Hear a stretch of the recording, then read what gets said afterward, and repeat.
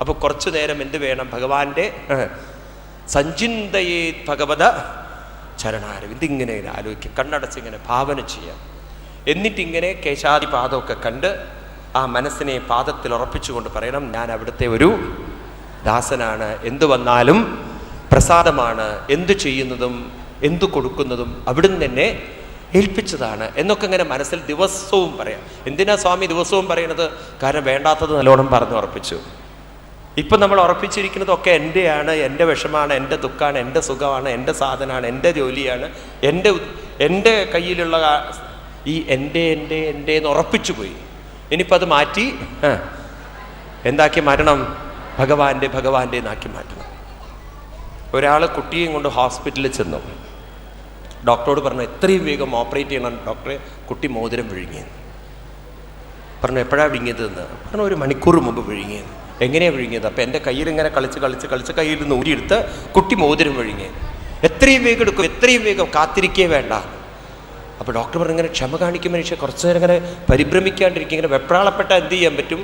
എനിക്ക് നേഴ്സ് വരണം, operation theatre ശരിയാക്കണം, നോക്കണം, എക്സ്റേ എടുക്കണം, എവിടെയാണ് സ്വർണം പോയിരിക്കുന്നത്, എവിടെയാണ് മോതിരം കുടുങ്ങിയിരിക്കുന്നത്. ഇയാൾ പറഞ്ഞു, സാർ കാത്തിരിക്കരുത്, നിങ്ങൾ വേഗം എടുക്കൂ, അല്ലെങ്കിൽ ഇതിങ്ങനെ പരിഭ്രമം കാണിച്ചു പോയി. ഡോക്ടർ ചോദിച്ചു, നിങ്ങൾ കുട്ടിയുടെ ആരാന്ന് വെച്ചു? അച്ഛനാണോ ചോദിച്ചു. പറഞ്ഞു, ഞാൻ അച്ഛനല്ല എന്ന്. പിന്നെന്താ നിങ്ങൾക്ക് ഇത്ര പരിഭ്രമം? പറഞ്ഞു, മോതിരം എൻ്റെയാണെന്ന്. കുട്ടി എൻ്റെ അല്ലെങ്കിലും മോതിരം എൻ്റെയാണ്. ഈ മനസ്സാണ് ഇന്ന് ലോകത്തിലുള്ളത്. ഒരു ലേശം നുള്ളു സ്വർണത്തിന് വേണ്ടി തലവെട്ടാനും കാത് വെട്ടാനും മടിക്കാത്തൊരു ലോകത്തിലാണ് ഇന്ന് നമ്മൾ ജീവിക്കുന്നത്. സാക്ഷാൽ ഗുരുവായൂരപ്പൻ്റെ മുന്നിൽ പോലും മര്യാദയ്ക്ക് നടക്കാൻ പറ്റാത്തൊരു കാലമായിരിക്കണം, ഇല്ലേ? ആരാ എന്താ വലിക്കുക എന്നൊക്കെ നിങ്ങളൊക്കെ ഒന്ന് ശ്രദ്ധിക്കണേ. ഈ കഴുത്തിലൊക്കെ ഇട്ടുള്ളവരൊക്കെ അധികമായിട്ട് നടക്കരുത്. കാരണം ഇന്നിപ്പം നിങ്ങളുടെ കഴുത്തിനൊന്നൊരു വിലയില്ലാത്തൊരു കാലമാണ്. മനസ്സിലാവുന്നുണ്ട്? ഇടുകയാണെങ്കിൽ തന്നെ അപ്പം പറിച്ചു കൊടുക്കാൻ പറ്റുന്ന സാധനം ഇടാവും. അങ്ങനത്തെ ഒക്കെ സാധനം ഉണ്ടല്ലോ. അങ്ങനെ ഒരു നല്ലൊരു ധൈര്യം, ആ ഒരു മനസ്സ് വെച്ച് ജീവിക്കൂ. പണ്ടൊരു അമ്മയുടെ കഴുത്തിലെ മാല പൊട്ടിച്ചപ്പോൾ ബസ്സിൽ നിന്ന് ഒരുത്തം പൊട്ടിച്ചു. അവർ പൊട്ടിക്കലും ബസ്സിൽ നിന്ന് ചാടലും ഓടലും ആകെ ബഹളമായി. ബസ് നിർത്തട്ടെ എന്ന് ചോദിച്ചപ്പോൾ അമ്മ പറഞ്ഞു, നിർത്തണ്ട, പൊയ്ക്കോളൂ എന്ന്. അപ്പോൾ ചില സ്ത്രീകളൊക്കെ പറഞ്ഞു, എന്തൊരു വലിയ മഹാമനസ്കതയാണ് നോക്കൂ നിങ്ങൾ. ഇപ്പം ചിലർ ചോദിച്ചു, എന്താവോ ഇത്ര വലിയ മനസ്സിൻ്റെ ഉടമയാവാൻ കാരണം എന്ന്. ചിലരിങ്ങനെ, പെണ്ണുങ്ങൾക്ക് വേറെ ജോലിയൊന്നുമില്ല, 3 പവൻ ഉണ്ടാവും, 5 പവൻ ഉണ്ടാവും. അതിൻ്റെ ഇടയ്ക്ക് ഒരു സ്ത്രീ ചോദിക്കുന്നുണ്ട്, സ്വർണം തന്നെ ആവും ഇപ്പം ഇത്. ഇങ്ങനെ പല ചർച്ചകളും ഇങ്ങനെ നടന്നുകൊണ്ടിരിക്കുന്നതിൻ്റെ ഇടയിൽ ഈ സ്ത്രീ പറഞ്ഞു, നിങ്ങൾ പരിഭ്രമിക്കണം, ഇന്നലെ വാങ്ങിച്ച 150 രൂപയുള്ളൂ, അവൻ നന്നാവട്ടെ എന്ന്. ഞാൻ തമാശയല്ല നിങ്ങളോട് പറയണേ. ഞാൻ ഡൽഹിയിൽ ആർക്കെപ്പുറത്ത് സപ്താഹം നടത്തുമ്പോൾ ഒരു ദിവസമുണ്ട് കുറേ പോലീസ് ഉദ്യോഗസ്ഥന്മാർ എൻ്റെ റൂമിൽ വന്നിട്ട്. ഞാൻ വിചാരിച്ചു ഞാനെന്ത് പാപം ചെയ്തു ഈശ്വര. അപ്പോൾ അമ്പലത്തിൻ്റെ സെക്രട്ടറി ഉണ്ട്. അപ്പം അവരെ ഒന്ന് കാലൊക്കെ തൊട്ട് നമസ്കരിച്ചിട്ട് പറഞ്ഞു, മഹാരാജ് നമുക്ക് एक ഉപകാര करना എന്നൊക്കെ പറഞ്ഞു. सोचो क्या है ना, പറഞ്ഞു आप आपका ये डिवोटी है ना माता जी लोग, उनको बोलना वो सब कवर करने के लिए എന്ന്.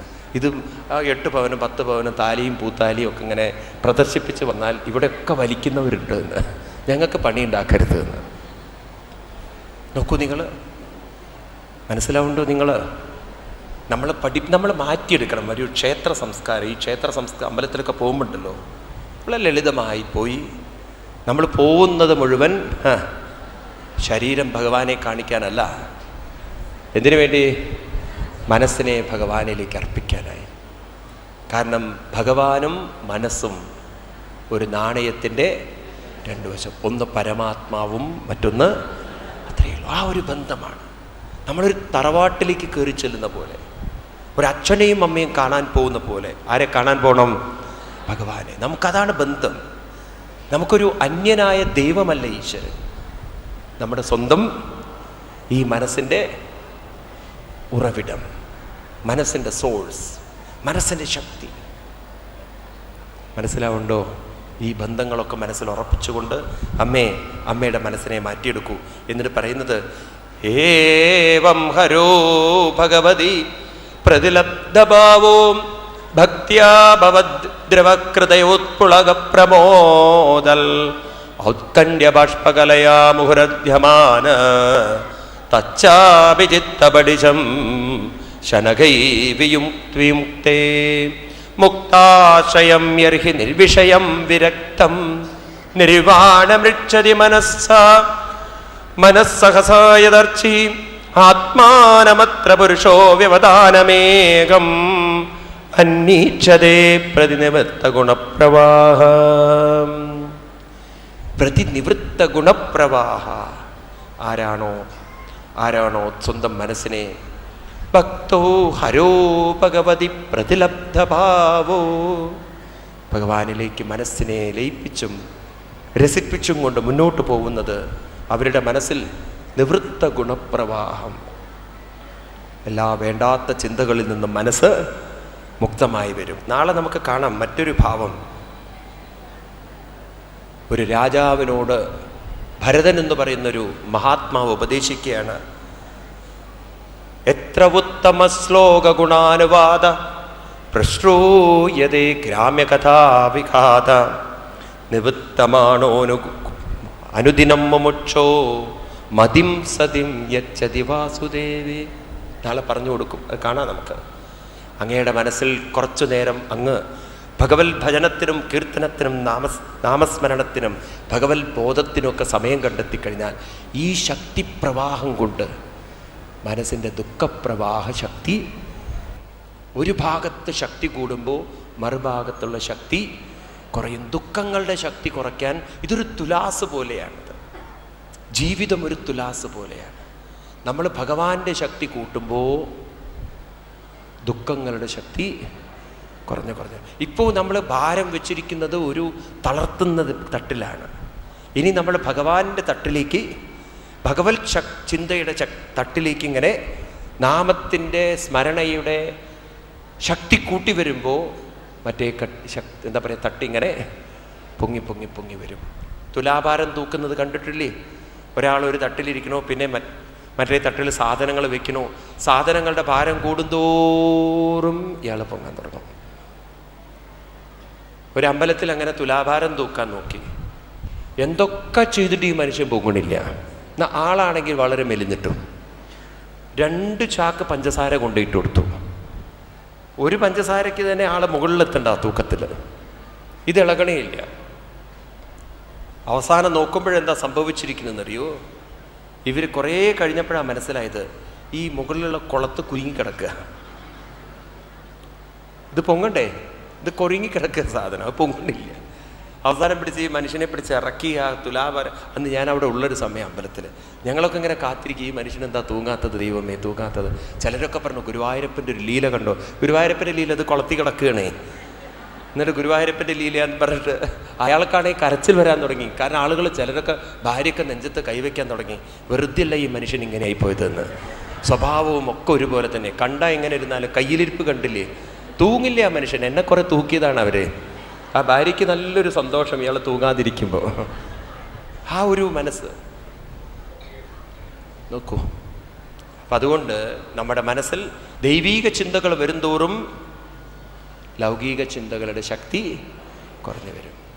ഗോപികമാര് കൃഷ്ണനോട് അവസാനം അതാ പറയുന്നത്, ഭഗവാനെ ഹേ നളിനനാഭ ചരണാരവിന്ദം യോഗേശ്വരേ ഹൃദി വിചിന്യമഗാധബോധൈ സംസാരഗോപതിദോത്തരണാവലംബം കേഹം ചുഷാമഭി മനസ്സിവുതിയൽ സദന്ന. എത്രയോ മഹാത്മാക്കൾക്ക് കുടുംബ ഭാരത്തിൻ്റെ ശൃംഖലകളൊന്നുമില്ലാതെ, കണ്ണുകളില്ലാതെ അനസ്യൂതം ഭഗവത് ചിന്തനം ചെയ്യാൻ സാധിക്കണം. ഞങ്ങളാണെങ്കിലോ സംസാരകൂപപതിതോ, കുടുംബ ജീവിതത്തിൻ്റെ 4 കെട്ടുകൾക്കുള്ളിൽ കിടന്ന് ഇതിലൊക്കെ മാനസികമായി തളരുന്ന ഞങ്ങളെ ഒരു അനുഗ്രഹം വേണ്ടോ? മനസ്സി ഉദിയൽ, എപ്പോഴും മനസ്സിൽ ഉദിക്കണം. എന്താ ഉദിക്കേണ്ടത്? ഭഗവത് ബോധം. ഭഗവാനാണ് കൂടെയുള്ളതെന്ന അബോധം. ഈ ഒരു ചിന്തനം നമ്മുടെ മനസ്സിലേക്ക് കൊണ്ടുവരാൻ കുറച്ച് നേരം നമ്മൾ പരിശ്രമിക്കൂ. നേരത്തേക്ക് എണീക്കുന്നവരാണോ നിങ്ങളൊക്കെ? എണീക്കുന്നവരാണോ? നേരത്തെ എണീക്കൂ. നിങ്ങൾ കുറച്ച് നേരം ഇരുന്ന് ജപിക്കണം, സ്വയം പരിശീലിക്കണം. മനസ്സിലായില്ലേ? ഒരു 10 മിനിറ്റൊക്കെ ഇരുന്ന് പരിശീലിക്കുക. തുടക്കത്തിലൊക്കെ പരിശീലിക്കാത്തവർക്ക് ബുദ്ധിമുട്ടുണ്ടാവും. കാരണം ഉള്ളിലേക്ക് നല്ല ചിന്ത കൊടുക്കുമ്പോൾ ഉള്ളിലുള്ള പഴയ ചിന്തകളൊക്കെ അത് നമ്മളെ ഡിസ്റ്റേബ് ചെയ്യും. പക്ഷേ കാര്യമാക്കരുത്. ചില മുറിവുകളൊക്കെ കിട്ടുമ്പോൾ ഉണ്ടല്ലോ, ആദ്യം അതിൽ പോയ പൊടികളൊക്കെ എടുക്കണ്ടേ, വേണ്ടേ? എന്നിട്ടാണല്ലോ ഡോക്ടർ അത് വൃത്തിയാക്കി കെട്ടി ഭദ്രമാക്കുന്നത്. ഇതേപോലെ നമ്മുടെ മനസ്സിലെ കുറേ അഴുക്കുകളൊക്കെ പോകണം. അതിങ്ങനെ പോയിക്കൊണ്ടേയിരിക്കും. നമ്മൾ അതിനെക്കുറിച്ച് ചിന്തിക്കരുത്. ഞാനിത് പറയാൻ കാരണം പലരും പറയാറുണ്ട്, ഞാൻ ധ്യാനിക്കാൻ തുടങ്ങുമ്പോണ്ടല്ലോ എൻ്റെ മനസ്സിൽ വേണ്ടാത്ത ചിന്ത വരുന്നു, അതുകൊണ്ട് ഞാൻ നിർത്തിയെന്ന്. പാവം, അവരറിയുന്നില്ല ഈ വേണ്ടാത്ത ചിന്തകളൊക്കെ കെട്ടിക്കിടക്കുന്ന അഴുക്കുകൾ അവരുടെ ഉള്ളിൽ നിന്നും പോയിക്കൊണ്ടിരിക്കുകയാണെന്ന് അവരാ കഴുകുന്നതിൽ നിർത്തിവെച്ചവർ. അതുകൊണ്ടോ വീണ്ടും ഈ അഴുക്കുകളൊക്കെ അവിടെ കിടക്കും. ഇതിങ്ങനെ കണ്ടിന്യൂസ് ആയിട്ട് ചെയ്തുകൊണ്ടേയിരുന്നാൽ കുറേ കഴിഞ്ഞാൽ അഴുക്കുകളൊക്കെ പോയി നമുക്കൊരു ദിവസം വെള്ളം തെളിഞ്ഞ് നിൽക്കുന്ന കാണുന്ന പോലെ മനസ്സും ശുദ്ധ മനസ്സായി നമുക്ക് കാണാൻ സാധിക്കും. ഭഗവാൻ പറയുന്നു, അങ്ങനൊരു അവസ്ഥ വന്നാൽ ഞാനെന്നും കൂടെയുണ്ടെന്ന ബോധം ദൃഢമായി കിട്ടി. വിശുദ്ധന്മാരാണ് അവരെന്നൊക്കെ. ഏതായാലും ഇപ്രകാരം അമ്മയോട് പറഞ്ഞിട്ട് പറഞ്ഞു, അമ്മേ, ഇതൊക്കെ ഞാൻ എന്തിനു പറഞ്ഞു ചോദിച്ചു കഴിഞ്ഞാൽ, അമ്മയുടെ മനസ്സിനെ അമ്മ ഉയർത്തിയിട്ടില്ല എങ്കിൽ, പ്രയത്നിച്ചിട്ടില്ല. അപ്പം നിങ്ങൾ പറയാം, സ്വാമിജി എന്തിന് എത്രയും കാലമൊക്കെ ഞങ്ങൾ ജീവിച്ചില്ലേ, കല്യാണം കഴിച്ചു? ഞങ്ങൾ ജപിച്ചിട്ടൊന്നുമല്ല കല്യാണം കഴിച്ചു. അച്ഛനും അമ്മയും ജാതകം നോക്കി പറഞ്ഞു പൊരുത്തമുണ്ടെന്ന്. കെട്ടിയപ്പോഴാണ് മനസ്സിലായത് പൊരുത്തല്ല, പൊരിഞ്ഞടിയാണ്. ഏതായാലും ഞങ്ങൾ കല്യാണമൊക്കെ കഴിച്ചു, ഇത്രയും കാലം സുഖമായിട്ട് ജീവിച്ചു, 2 കുട്ടികളുണ്ട്, 2 പേരും സ്റ്റേറ്റിലാണ്, ഞങ്ങൾ വേറൊരു സ്റ്റേറ്റിലാണ്. അപ്പോൾ അത് വേറെ കാര്യം. ഇതൊക്കെ ഞങ്ങളുടെ ജീവിതത്തിൽ ഞങ്ങളിപ്പോൾ ഭജിച്ചിട്ടും ജപിച്ചിട്ടും ഒന്നല്ല നടന്നത്. അമ്പലത്തിൽ പോകണോ, തൊഴണോ, കുറച്ച് പ്രാർത്ഥിക്കണോ, ഗുരുവായൂരപ്പ എല്ലാം അങ്ങ് നോക്കിക്കൊള്ളണം. എനിക്ക് നോക്കാൻ പറ്റാത്തതുകൊണ്ടാണ് അങ്ങേ ഏൽപ്പിച്ചിരിക്കുന്നത്. അങ്ങേക്കാണെങ്കിൽ 16,008 ഭാര്യമാരും കൂടെ കുട്ടികളുണ്ട്, അപ്പം നോക്കി നല്ലോണം ശീലമുണ്ട്. ഞങ്ങൾക്കാണെങ്കിൽ 1-2 ഉള്ളൂ ഇതിനൊക്കെ നോക്കാൻ. അപ്പം അങ്ങ് കുറച്ചുകൂടി എക്സ്പേർട്ടാണ് ഞങ്ങളെക്കാളും നോക്കുന്നതിൽ എന്നൊക്കെ പറഞ്ഞ് ഞങ്ങളിങ്ങനെ അമ്പലത്തിൽ പോകണു. വേറെന്തിനാ പ്രയത്നിക്കുന്നത്? ഇത്രയൊക്കെ ആവശ്യമുള്ളൂ എങ്കിൽ ഭഗവാൻ പറയണു, കുഴപ്പമൊന്നുമില്ല. എന്താ പ്രശ്നം എന്നറിയോ അമ്മേ? ഈ അനുഭവിച്ചതൊക്കെ വീണ്ടും അനുഭവിച്ച് ഈ സുഖദുഃഖങ്ങളിൽ മുങ്ങിത്താഴാൻ മനസ്സ് വീണ്ടും ഇങ്ങോട്ട് തിരിച്ചു വരണം. കപില ഭഗവാൻ അമ്മയോട് പറയുന്നു, പുനർജന്മം എന്നതൊന്ന് ഉണ്ട്. എന്താ തെളിവ് നമുക്ക് പുനർജന്മമുണ്ട് എന്നുള്ളത്? ഇവിടെ തന്നെ തെളിവുണ്ട്. ഇവിടെ തന്നെ സ്വന്തം ശരീരത്തെ നോക്കിയാൽ നിങ്ങൾക്ക് കാണാം. ഞാൻ പറഞ്ഞു നിങ്ങളോട്, ബാല്യം മരിച്ചു, കൗമാരം മരിച്ചു, യൗവനം മരിച്ചു, പക്ഷേ ആര് മരിച്ചിട്ടില്ല? അപ്പോൾ ഈ ശരീരം പോയാലും ആര് മരിക്കില്ല? ഇത് സയൻസിൻ്റെ തിയറിയാണ്. സയൻസ് ഇന്ന് കുട്ടികളെയൊക്കെ സയൻസ് പഠിപ്പിക്കുന്ന തിയറിയാണ്. neither energy can create nor it can destroy. എനർജിയെ ഉണ്ടാക്കാനും സാധ്യമല്ല, അതിനെ നശിപ്പിക്കാനും സാധ്യമല്ല. നിങ്ങളുടെ വളയുണ്ടല്ലോ, അല്ലെങ്കിൽ മാലയുണ്ടല്ലോ, ഇത് ഉരുക്കിക്കഴിഞ്ഞാൽ ആ രൂപമേ നശിക്കുള്ളൂ. ആരും നശിക്കില്ല? സ്വർണം നശിക്കില്ല. ഒരു മൺകുടം എടുത്തുടച്ചാൽ കുടമേ നശിക്കുള്ളൂ. ആരും നശിക്കില്ല? മണ്ണുണ്ടപ്പോഴും. നമ്മുടെ ശരീരം നശിക്കില്ലേ സ്വാമി എന്ന് ചോദിച്ചു കഴിഞ്ഞാൽ ശ്രദ്ധിച്ചാൽ നിനക്ക് മനസ്സിലാവും, ഇത് നശിക്കുകയല്ലല്ലോ ചെയ്യുന്നത്. ഇതിനെ കത്തിച്ച് ചാമ്പലാക്കി കഴിഞ്ഞാൽ ഇത് ആഹാരമായി, ചാരമായി, ഇത് ചെടിയുടെ ആഹാരമായി തീർന്നു. ഉണ്ടോ? ചെടികൾ അതിനെ വലിച്ചെടുത്ത്, ഒരു മരം വലിച്ചെടുത്താൽ ഈ ശരീരം ഏത് ശരീരത്തിലേക്ക് ചേർന്നു? ഒരു മരത്തിൻ്റെ ശരീരത്തിലേക്ക് ചേർന്ന് കഴിഞ്ഞു. ഉണ്ടോ? നമ്മൾ കഴിക്കുന്ന ആഹാരം നമ്മുടെ ശരീരത്തിലേക്ക് ചേരുന്ന പോലെ തന്നെയാണ് നമ്മുടെ ശരീരം കത്തിച്ചാമ്പലാക്കിയാൽ ഒരു മരത്തിനിട്ട് കൊടുത്താൽ അതിൻ്റെ ശരീരത്തിലേക്ക് ചേരുന്നത്. ആണോ? ആണോ അല്ലയോ?